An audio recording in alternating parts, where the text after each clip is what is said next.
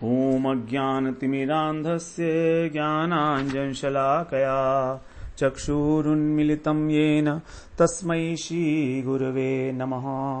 वन्देऽहं श्रीगुरो श्रीयुत्पदकमलं श्रीगुरून् वैष्णवांश्च श्रीरूपं साग्रजातं सहगण रघुनाथान्वितं तं सजीवं साद्वैतं सावधूतं परिजनसहितं कृष्ण चैतन्य देवं श्रीराधा कृष्णपादान् सहगण ललिता श्री विशाखान्वितांश्च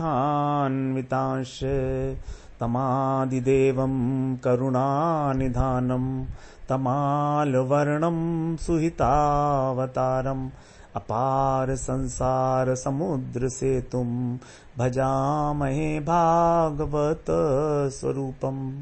हे देव हे दैत्य हे भुवनैक बंधो हे कृष्ण हे चपल हे करुणैक सिंधु हे नाथ हे रमण हे नयनाभिराम हा हा कदानुभवितासि पदं दृशोर्मे।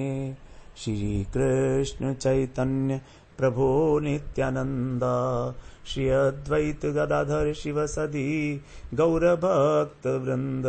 हरे कृष्ण कृष्ण कृष्ण हरे हरे हरे राम राम राम हरे हरे। हरे कृष्णा। सर्वप्रथम मैं अपने गुरुपाद पद्म ओम विष्णुपाद अष्टोत्तर शत श्री श्रीमद् भक्ति वेदांत माधव गोस्वामी महाराज के चरण कमलों में अनंत कोटि दंडवत प्रणाम ज्ञापन करता हूँ। हम लोग सप्तम स्कंध में कर्म पंचाध्यायी के अंतर्गत जो 11वें अध्याय से लेकर 15वें अध्याय तक 5 अध्यायों में वर्णन किया गया है, हमारा ये जो 25वां प्रकरण है मनुष्य वासना प्रकरण, उसमें 11वें और 12वें अध्याय में जो 4 वर्ण हैं ब्राह्मण क्षत्रिय वैश्य शूद्र, इनके विषय में हम श्रवण कराए। स्त्री धर्म के विषय में श्रवण किया। उसके बाद ब्रह्मचारी और वानप्रस्थ जो आश्रम है इसके विषय में भी श्रवण कराए हैं।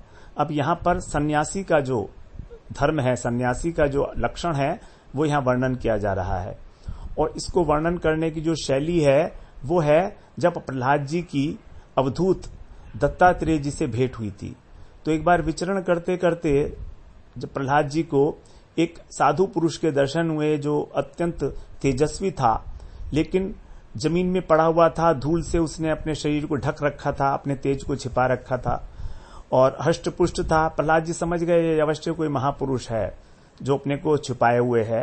तो इस प्रकार से जब प्रहलाद जी ने उन्हें देखा कि अजगर वृत्ति से पड़े हुए हैं, तो उनको बड़ा आश्चर्य हुआ कि इस प्रकार से ये कोई भी कार्य नहीं कर रहे हैं, ऐसे पड़े हुए हैं। तो उनके मन में जिज्ञासा उत्पन्न हुई कि जाना जाए कि इनका शरीर इतना हष्टपुष्ट है, कुछ भी करते नहीं है, ये तो भी हष्टपुष्ट कैसे हो गए? क्योंकि शरीर तो उसी का हष्टपुष्ट होता है जो पैसा कमाता है, धन कमाता है, भोग करता है और धन कमाने के लिए उद्योग करता है, लेकिन ये तो कोई उद्योग करते नहीं है, पड़े रहते हैं। तो इस प्रकार से जो प्रहलाद जी के मन में जिज्ञासा उत्पन्न हुई तो उन्होंने प्रश्न पूछा कि आप कौन हैं? प्रहलाद जी ने तो समझ गए, जो अवधूत के रूप में दत्तात्रेय जी पढ़े हुए थे वो समझ गए कि असुर श्रेष्ठ प्रहलाद जी ही हैं, और कहा कि मैं अपनी वाणी को शुद्ध करने के लिए, अपने हृदय को शुद्ध करने के लिए आप जैसे महापुरुष जिनके हृदय के अंदर भगवान स्वयं विराजमान हैं, जो सभी प्रकार के अज्ञान का शमन करने वाले हैं, यद्यपि जानते हैं आप कि मैं कौन हूं, लेकिन फिर भी प्रश्न पूछ रहे हैं, इसलिए मैं अपने हृदय को शुद्ध करने के लिए आपके प्रश्न का उत्तर अवश्य दूंगा। तो ये एक प्रकार की अभिनंदन करते हुए और अब प्रश्न का उत्तर दे रहे हैं दत्तात्रेय, जो अवधूत के वेश में, साधु के वेश में वहां पर पड़े हुए हैं। तो 23वें श्लोक में कह रहे हैं, तृष्णया भववाहिन्या योग्यै कामैरपूरया कर्माणि कार्यमाणोऽहं नानायोनिषु योजितः। योग्यै कामई अर्थात जो भरपूर भोगों से भी अपूरया तृप्त होने वाली नहीं है, ऐसी तृष्णा जो क्या करती है? भव वाहिन्या, इस संसार के प्रवाह को चलाने वाली। क्योंकि सारा संसार जो चल रहा है वो क्यों चल रहा है? तृष्णा के कारण। यदि तृष्णा नहीं होगी तो कोई आदमी कोई काम ही नहीं करेगा। तो कह रहे हैं इस संसार को चलाने वाली जो तृष्णा है, ये एक ऐसी वस्तु है जो भोगों के प्राप्त होने पर भी योग्य कामयी अपूरया तृप्त नहीं होती। और अहम कार्यमाण, और मैं इस प्रकार से कार्य को कराया जाता हुआ नाना योनिषु योजित है, अनेक अनेक योनियों में भ्रमण करता रहा हूं। मुझे जानी पता नहीं तृष्णा ने कितने कितने काम करवाए, कितनी कितनी योनियों में मुझे डाला। तो इस प्रकार से ये जो हमारा इस संसार के अंदर पुनरावर्तन है, इस संसार के अंदर जितनी भी क्रियाएं देखी जा रही हैं, वो सब केवल वैसा ही है जैसे कि जो सब तृष्णा के द्वारा परिचालित हैं।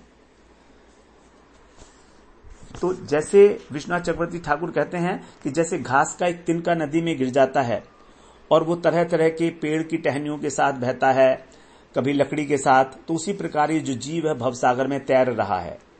अनेक अनेक प्रकार की भौतिक दशाओं में कभी गिरता है, कभी उठता है। यही एक जीवन संघर्ष है। और इस प्रकार से अनेक अनेक जो है योनियों को प्राप्त करता हुआ और अपनी तृष्णा के कारण अनेक अनेक प्रकार से इस सुख और दुख को भोग करता रहता है। अब आगे कह रहे हैं 24वें श्लोक में, यदृच्छया लोकमिमं प्रापितः कर्मभिर्भ्रमन् स्वर्गापवर्गयोर्द्वारं तिरश्चाम पुनरस्य च। कर्मभिभ्रमन्, कर्म के कारण भटकता हुआ, भ्रमण करता हुआ, यदृच्छया संयोगवश इसको कभी स्वर्ग मिलता है, कभी मोक्ष मिलता है, कभी तिरश्चाम पशु पक्षी की योनि मिलती है, और फिर पुनः माने फिर, अस्य माने इसी योनि के, द्वारम इमम द्वार से, और लोकम प्रापितः मनुष्य लोक में पहुंचता है। तो कर्मों के कारण अनेक अनेक योनियों में भटकते भटकते मुझे संयोगवश ये मनुष्य योनि मिल गई है।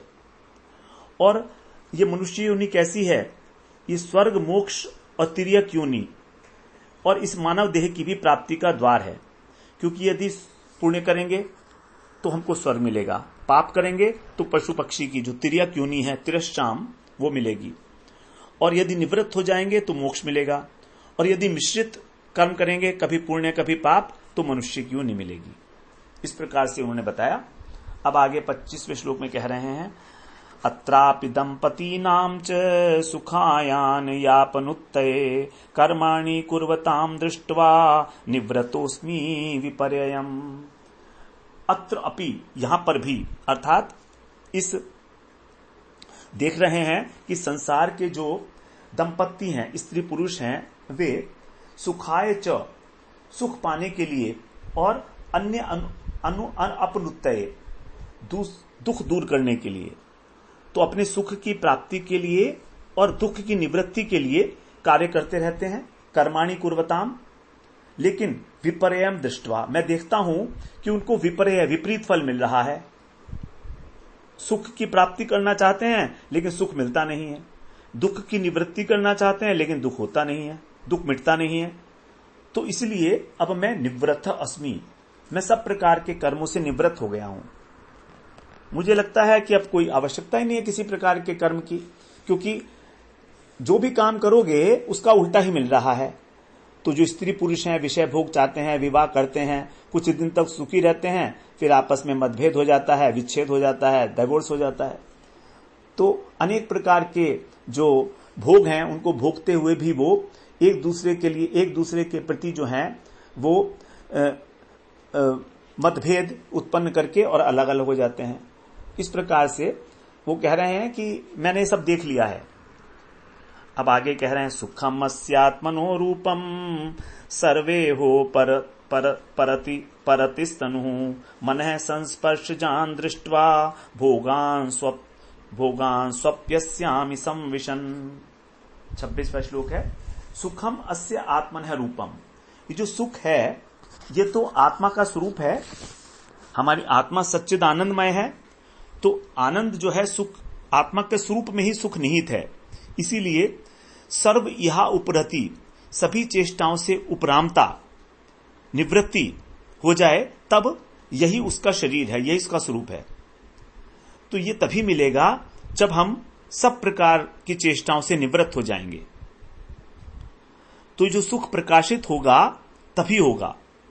भोगान मनः संस्पर्शम, और भोगों को मन के संस्पर्श से अर्थात कल्पना से उत्पन्न समस्त भोग जो है कैसे हैं?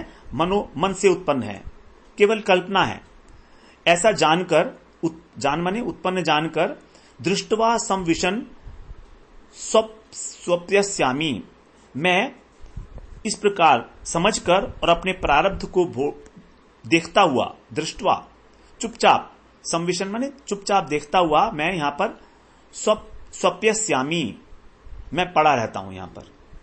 तो मुझे किसी प्रकार की कोई प्रवृत्ति नहीं होती है, मेरे को किसी चीज की जरूरत, मैं निष्क्रिय रहता हूं। इसीलिए मैंने विचार करके सब देख लिया है, इसीलिए सारे भौतिक कार्यकलाप जो हैं कल खत्म कर दिए हैं, क्योंकि मुझे मालूम है कि जो आत्मा का वास्तविक स्वरूप है वो तो आनंदमय है, और वो तो तभी प्राप्त होगा जब हम कुछ भी नहीं करेंगे, सांसारिक चेष्टाओं से निवृत्त हो जाएंगे।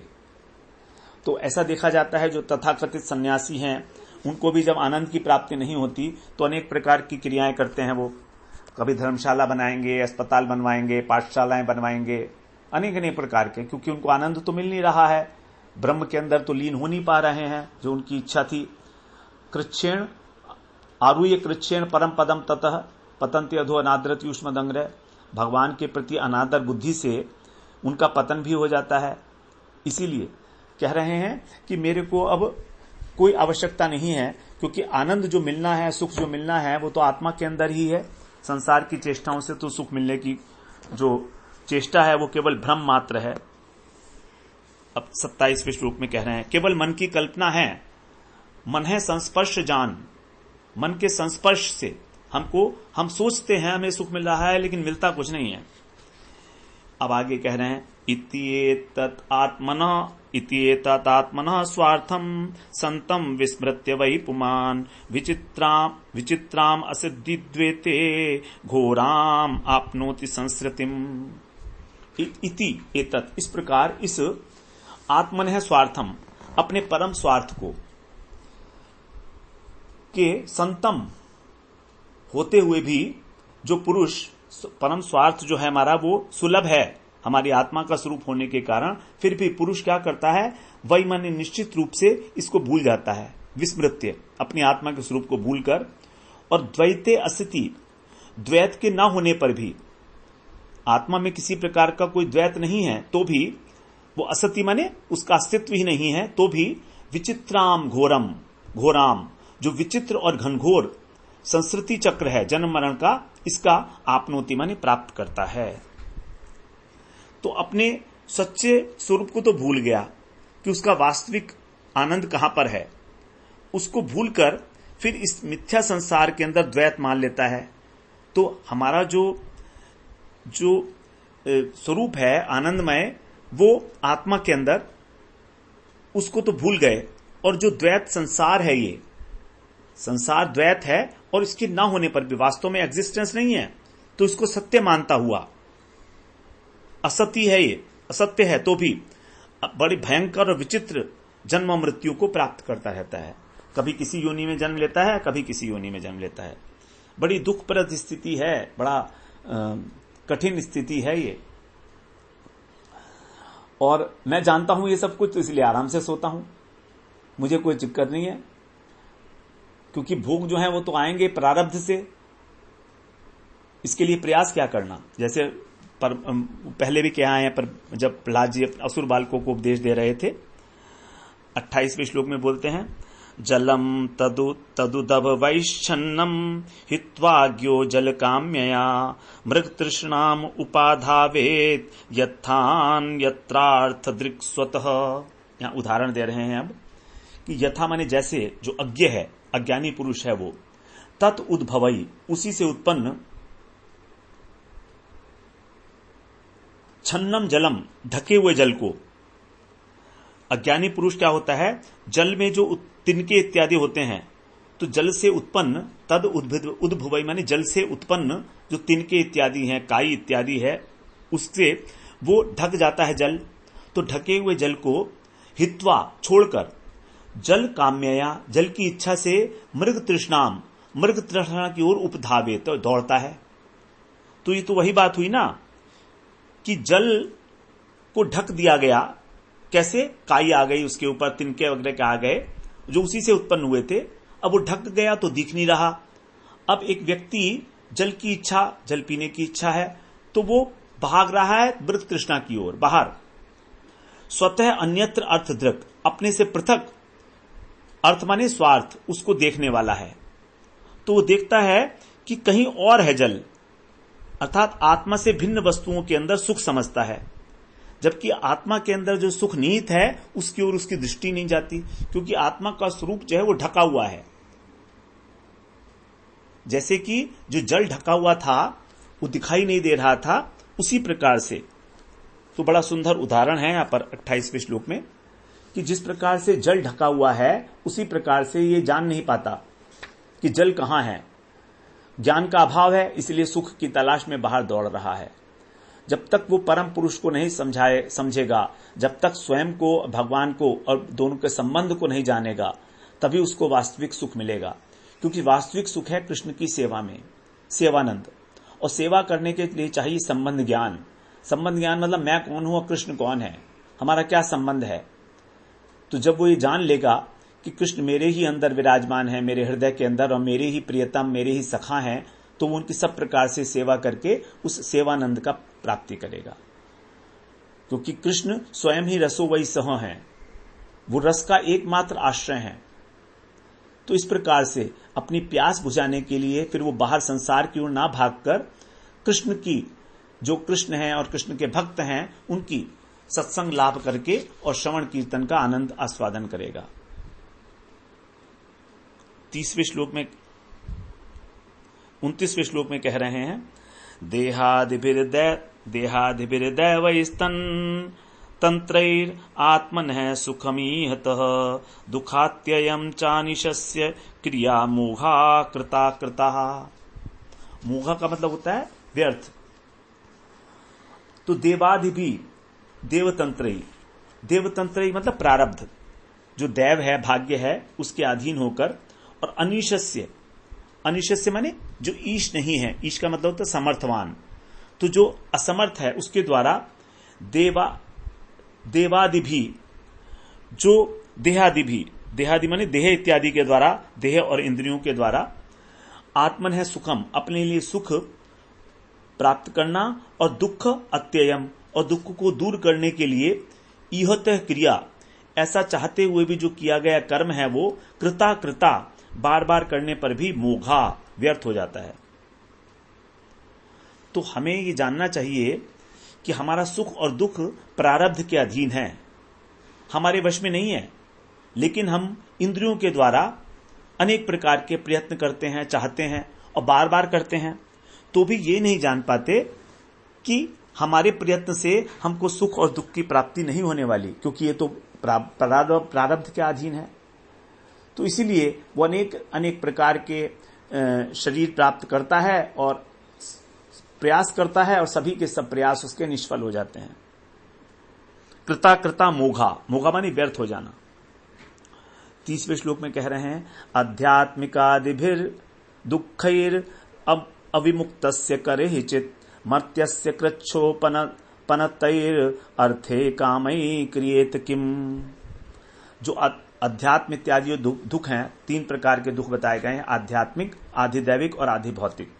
इन दुखों के अविमुक्त से, बिना छूटे ही, जो मर्त्य मरण धर्मा मनुष्य है उसको करहिचित, किसी भी समय, कृच्छ उपनतई, बड़े कष्ट से, कृच्छ माने बहुत कठिन परिश्रम से जो पाया गया है ऐसा धन, अर्थ माने धन, और काम माने भोग का, क्रियेत किम, करना भी क्या है। तो यदि ये धन और भोग हमें मिल गए और हमारे 3 प्रकार के ताप नष्ट नहीं हुए, तो फिर क्या फायदा हुआ, क्या लाभ है। क्योंकि तो मरणशील है। अब मरणशील होते हुए भी उसने कुछ श्रम किया, कुछ कष्ट किया और धन और भोग कमा लिया, प्राप्त कर लिया, मगर हमारे जो 3 प्रकार के जो ताप हैं, आध्यात्मिक, आधिदैविक और आधिभौतिक, वो वैसे के वैसे ही बने रहे, तो इसका क्या लाभ हुआ। ताप तो वहीं के वहीं रहे। तो आधिदैविक होते हैं जो भूकंप इत्यादि होते हैं, सूखा पड़ गया, बाढ़ आ गई, संक्रामक रोग लग गए, और आधिभौतिक जो अन्य जीवों के द्वारा हमें दिए जाते हैं, और आध्यात्मिक जो हमारे मन के ताप हैं, ब्लड प्रेशर वगैरह हो जाता है, टेंशन हो जाता है, ये तो यदि हमने धन कमा भी लिया, भोग भी मिल गया, तो क्या?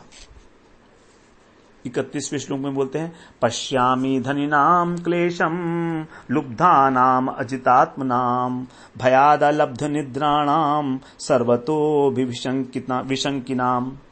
अब जो पैसे वाले हैं उनकी स्थिति बताई जा रही है, कैसे होता है, क्या हालत है उनकी, कि जो लुब्धा नाम, जो लोभी हैं, और अजित आत्मा नाम, अजितेंद्रिय हैं, भयात, भय के कारण, अलब्ध निद्राणाम, उनको नींद नहीं आती है ठीक प्रकार से, गोली लेकर खाते हैं तो भी नहीं सो पाते, सर्वतः माने सब ओर से, अभिविशंकी नाम, सब प्रकार से शंकित रहते हैं कि कोई मेरे धन को कोई चुरा ना ले। ऐसे धनी नाम क्लेशम पश्यामी, मैं जो धनी लोग हैं उनके कष्ट को देखता हूं, मुझे दिख रहा है कि लोभी और धनियों का दुख तो यही है, और मैं देखता हूं कि भय के कारण नींद नहीं आती और सब पे शक रहता है कि मेरी पत्नी, मेरा पुत्र, मेरा पिता, मेरी माता, ये सब मेरे धन को जो है हरण कर लेंगे रात को सोऊंगा तो, इसलिए सोते नहीं रात भर। चोरों डाकों का रहता है, सरकार का भय रहता है, जो पैसे वाला होता है उसको। 32वें श्लोक में कह रहे हैं, राजतश्चोरतः शत्रु स्वजनात् पशुपक्षितः अर्थिभ्य कालतः स्वस्मन् नित्यं प्राणार्थवत् भयम्। स्वस्मात् है ये, स्वस्मात् नित्यम, जो प्राणों के समान अपने धन को मानते हैं, प्राण अर्थवत, प्राणों के समान धन को मानने वाले जो लोग हैं उनके लिए राजत है माने शासकों से, सरकार से, चोरों से, शत्रुओं से, और स्वजनात, अपने स्वजनों से, पशु पक्षियों से, अर्थिभ्य, और जो भिखारी होते हैं उनसे, और कालतः, समय से, कि कहीं जो है समय के साथ मेरा जो है नष्ट ना हो जाए पैसा, और स्वस्मात्, अपने से भी, वो अपने से भी डरते हैं कि कहीं मैं कोई भूल ना कर बैठूं, कहीं मुझसे कोई अधिक खर्च ना हो जाए। नित्यम भयम, सदा भय ही भय रहता है, हमेशा डरते रहते हैं। इसलिए कह रहे हैं 33वें श्लोक में, शोक मोह भय क्रोध राग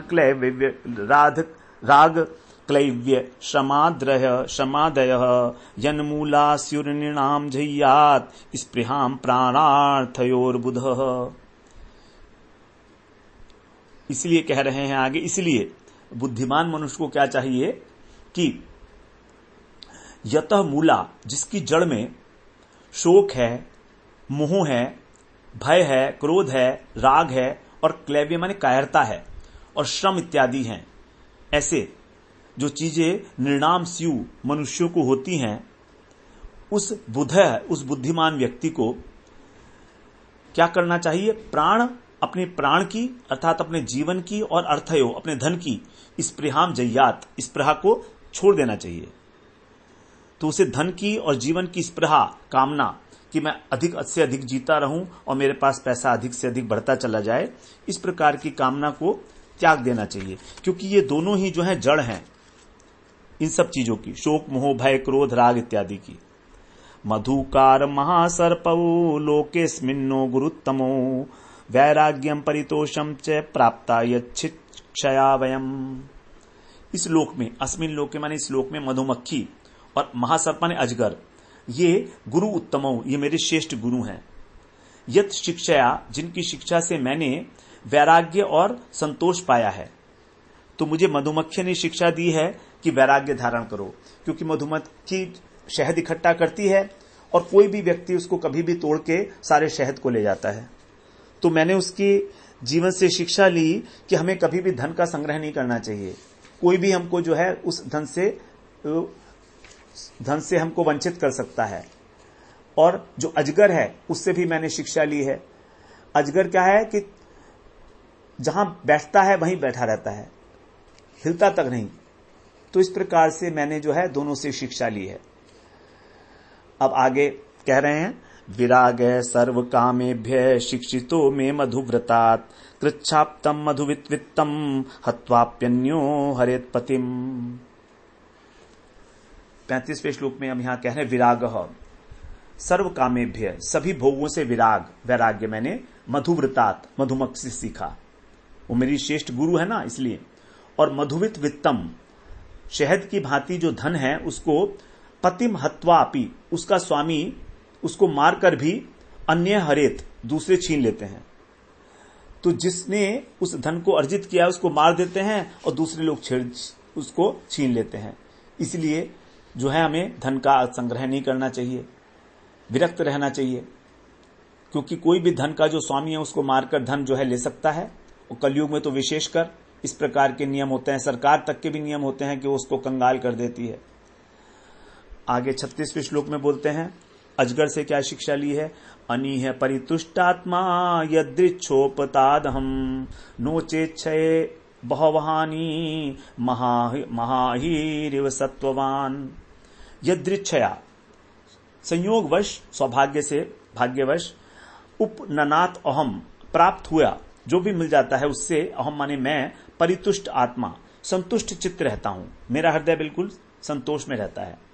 चेत नो, और यदि, चेत माने यदि, नो माने नहीं मिले कुछ, तो मैं महाअहि इव, महासर्प अर्थात अजगर के समान, सत्ववान धैर्यवान होकर, धैर्यपूर्व बन होकर, बहु अहानी बहुत दिनों तक, अनीह बिना किसी चेष्टा के, शय माने पड़ा रहता हूं, शयन करता रहता हूं।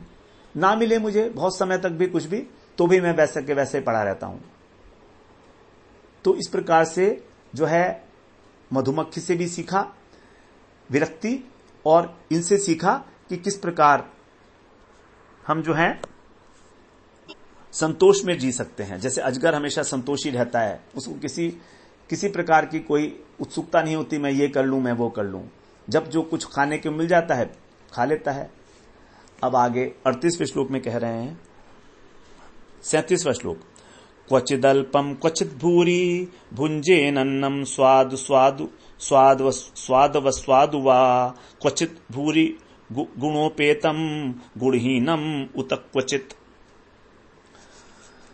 क्वचित अल्पम कभी थोड़ा, क्वचित भूरी कभी बहुत, क्वचित भूरी और गुण उपेतम गुणों से युक्त, अथवा क्वचित या कभी कभी गुणहीन, स्वादु व स्वादु स्वादिष्ट या स्वाधीन, और नम भुंजे आहार में खा लेता हूं।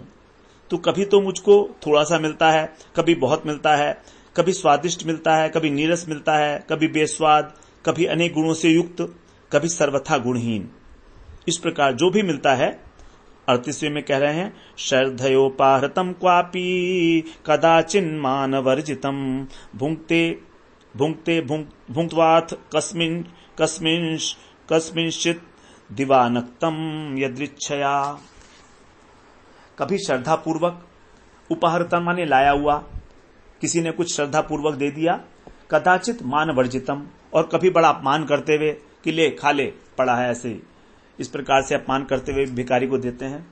और कस्मिन चित, और कभी तो यदृच्छया अपने आप से संयोगवश प्राप्त हो जाता है, दिवानक्तम दिन में या रात में, भुक्त्वा भोजन करने पर भी, अथ माने भुंकते माने खा लेता हूं, दोबारा भी खा लेता हूं, कभी भी मिल जाए, जब भी मिल जाएगा तो एक बार भोजन करके दोबारा भी खा लेता हूं मैं जब भी कभी मिल जाती है, क्योंकि अजगर वृत्ति यही होती है, जो जैसा जहां पर मिल जाए उसको वहां पर वैसा पा लेना। क्षौमम दुकूलम अजिनम चीरम वल्कमेव वा वसेन्यदपि संप्राप्तम दिक्भुक तुष्ट धीरहम।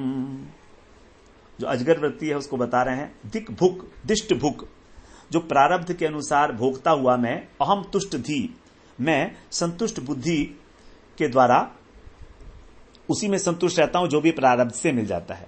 इसीलिए क्षौमम दुकूलम, मुझे या तो रेशमी वस्त्र मिल जाए और या सूती मिल जाए, अजिनम चीरम मृगचर्म मिल जाए या चिथड़े मिल जाए, बलकलम अथवा वृक्ष की छाली मिल जाए, या अन्यत अपि अथवा कुछ और भी, जैसा भी वस्त्र मिल जाए, संप्राप्तम वसे मिलने पर मैं उसे पहन लेता हूं, वैसा ही पहन लेता हूं। 40वें श्लोक में कह रहे हैं, क्वचित क्षये धरोपस्थे तृणपर्णाश्म भस्मसु क्वचित प्रासाद पर्यंके कशिपौवा परेच्छया। कभी पृथ्वी के ऊपर, धरा माने पृथ्वी के ऊपर, उपस्थे माने ऊपर, तृण पर्ण अश्म तिनके, तृण माने तिनके, पर्ण माने पत्ते, अश्म माने पत्थर, भस्मसु भस्म में, अथवा पर इच्छया दूसरों की इच्छाओं के अनुसार, प्रासाद पर्यंके, महल के अंदर सुंदर सुंदर पलंग पर, क्वचित कशिपऊ, कभी कभी गद्दों पर भी शय माने सोता हूं। तो जो जैसा मिलता है, दूसरे की इच्छा हुई कि चलो आज हमारे महल में शयन करना, तो वहां जाकर सो जाता हूं। 41वें श्लोक में बोलते हैं, क्वचित स्नातो नुलिप्तांग सुवासा स्रगव्यलंकृत रथे भावाश वैश्चर्ये क्वापी दिग्वासा ग्रहवत विभो। हे विभो, हे दैत्यराज, कभी स्नात माने स्नान करके, अनुलिप्त अंग, शरीर में अंगराग लगा के सुंदर सुंदर चंदन इत्यादि, सुवासा उत्तम वस्त्र पहनकर, सृग माने माला, अलंकृत माने आभूषण पहनकर, रथ इभ अश्वई, रथ पे बैठकर, अथवा इभ माने हाथी पर अथवा घोड़े पर, चरे क्वापी विचरण करता हूं। और कभी ग्रहवत दिग्वासा, पिशाच की भांति, दिग्वासा दिशाएं ही जिसका अंबर है, अर्थात दिशाओं को धारण करते, अर्थात दिगंबर रूप से, नग्न, बिल्कुल जैसे पिशाच जो है विचरण करता है, उसी के समान बिल्कुल नंग धड़ंग में विचरण करने लगता हूं। जो आज हमने पढ़ा था ऋषभ देव जी के विषय में, वो भी अजगर वृत्ति के विषय में था, और यहां पर भी जो है इनकी अजगर वृत्ति है। 5वें स्कंद में हमने ऋषभ देव जी का चरित्र पढ़ा था। राजा थे, उनके जड़ भरत पुत्र हुए थे, तो बाद में राज्य काज सब बच्चों को देकर वो अपने बेटों को और अजगर वृत्ति से रह रहे थे। तो उनके लिए कहा गया था कि उनका जो पाखाना था उसके अंदर भी जो है बहुत खुशबू आया करती थी, और बड़ा सुंदर उनका शरीर था, हष्ट पुष्ट, लेकिन वो अजगर वृत्ति से रहा करते थे। अब 42वें श्लोक में कह रहे हैं, ना हम निंदे न चैस्तौमी स्वभाव विषमम जनम एतेषाम श्रेयाशा से उतैकात्म्यम महात्मनि। जन्म स्वभावम, मनुष्य जो है स्वभाव से ही विषमम, विषम स्वभाव के होते हैं, भिन्न भिन्न प्रकार के, किसी का ऐसा स्वभाव है, किसी का वैसा स्वभाव है। तो इसीलिए कह रहे हैं, अहम न निंदे, मैं किसी की निंदा नहीं करता, और न स्तौमी, और न किसी की प्रशंसा करता हूं। ऐशा एतेषाम श्रेय, इन सब का जो है कल्याण हो, ऐसा, उत परमात्मनि एकात्म्यम आशसे, और चाहता हूं मैं कि ये सब का भगवान के साथ जो है संबंध हो, परमात्मा के साथ संबंध हो, फिर इनका कल्याण हो जाए किसी प्रकार से, बस ये जरूर चाहता हूं मैं, इनका परम कल्याण हो और भगवान के साथ इनका संबंध बने, उनकी सेवा करें, ये मैं जरूर चाहता हूं। अब 43rd श्लोक में कह रहे हैं, विकल्पम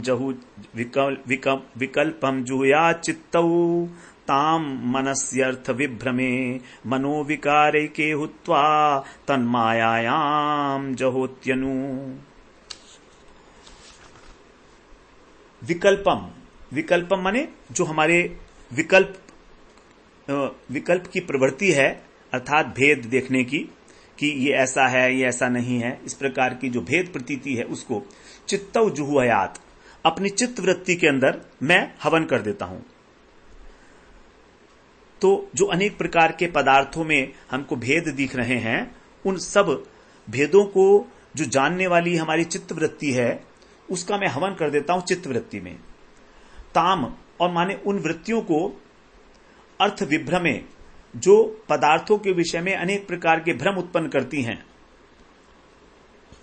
मनसी माने मन में, और मन है वैकारी के, और मन को सात्विक अहंकार में हुत्वा हवन करके, अनु उसके बाद तत् मायायाम जुहुयात, माया में हवन कर देता हूं। तो ये जो है सात्विक अहंकार के द्वारा जो मन की उत्पत्ति होती है, उसकी यहां पर बताया है निरोध कि किस प्रकार से मन को सात्विक अहंकार में लीन किया, और सात्विक अहंकार को महत्त्व में, महत्त्व को प्रकृति में, प्रकृति को यहां पर कहा गया माया।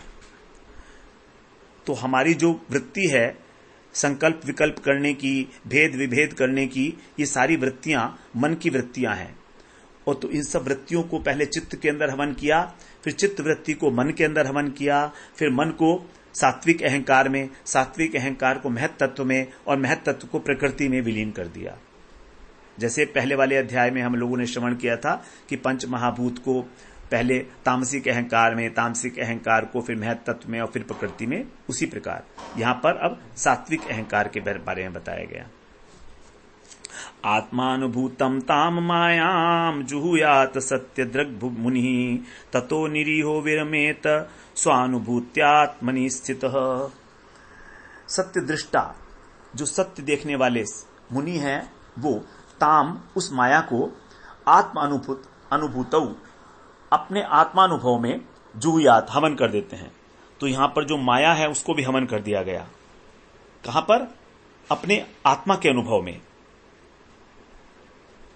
इस प्रकार से, और तब ततः माने तब स्व अनुभूतिया, जो अपना आत्मा अनुभव है उसको करके आत्मनि स्थित है, अपनी आत्मा में स्थित होकर निरीह विदा की चेष्टा के और विरमेत माने उपराम हो जाए, कुछ भी ना करे, तो माया को आत्मानुभूति में स्वाहा कर दे और इस प्रकार से आत्म साक्षात के द्वारा अपने आत्म स्वरूप में स्थित होकर निष्क्रिय हो जाए और उपराम हो जाए।